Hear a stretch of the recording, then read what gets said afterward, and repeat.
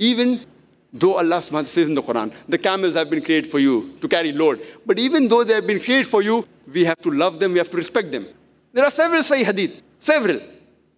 It's mentioned in Sahih Bukhari, volume number 3, that there's a person who gave water to a thirsty dog by going in the well, by carrying the water in the socks, and because of that, he was granted Jannah.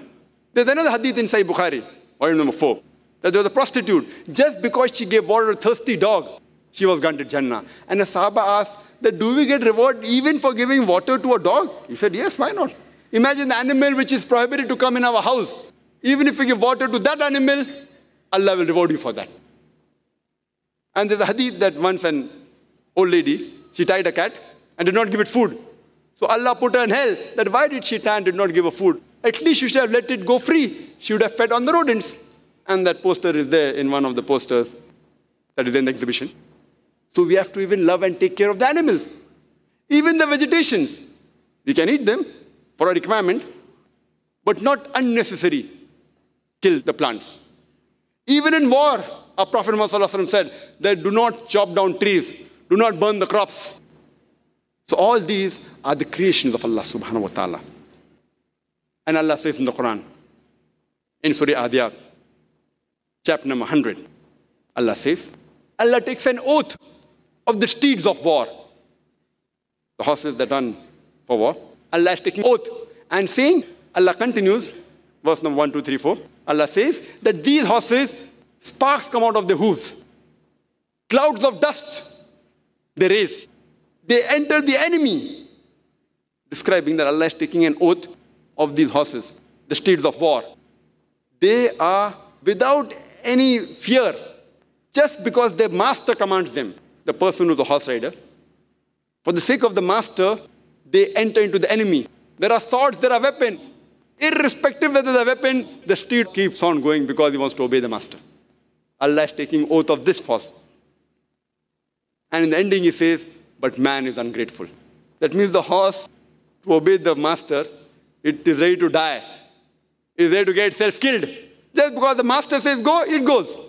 Whether there's an enemy, whether there's sword, whether there's a weapon, whether they're going towards their death, because of the master. But human beings are very ungrateful.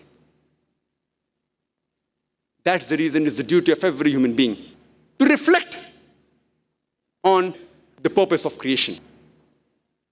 That why have we been created? Allah subhanahu wa ta'ala, He's the creator. He's merciful. He's kind. He's forgiving. He's just.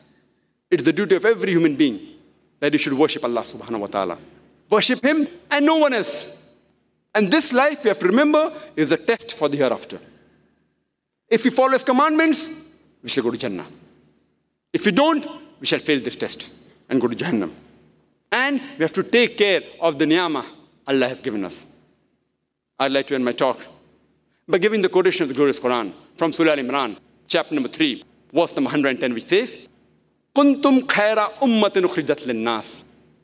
O ye Muslims, ye are the best of people evolved for mankind. We are called as khaira ummah, the best of people. Whenever there is honor, it is always for the responsibility. There is no honor without responsibility.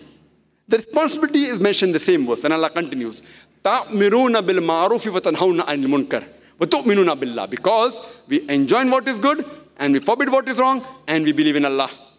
It's the duty of every Muslim that whatever he knows, if you know the purpose of creation, you have to tell it to the others. By what we created, we should worship no one but Allah subhanahu wa ta'ala. This life is a test for the hereafter.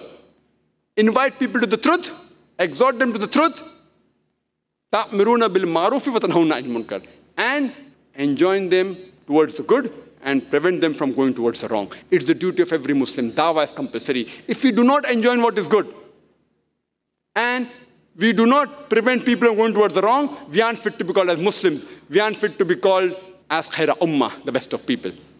I would like to end my talk with a quotation of the Quran from Surah Nahl, chapter 16, verse 125. It says, Udu ila sabili rabbika bil hikmah wal mawzat al hasna wajadil billati ahsan. Invite all to the way of thy Lord with wisdom and beautiful preaching, and argue with them and reason with them in the ways that are best and most gracious. Wa akhiru da'wana alhamdulillahi rabbil alameen.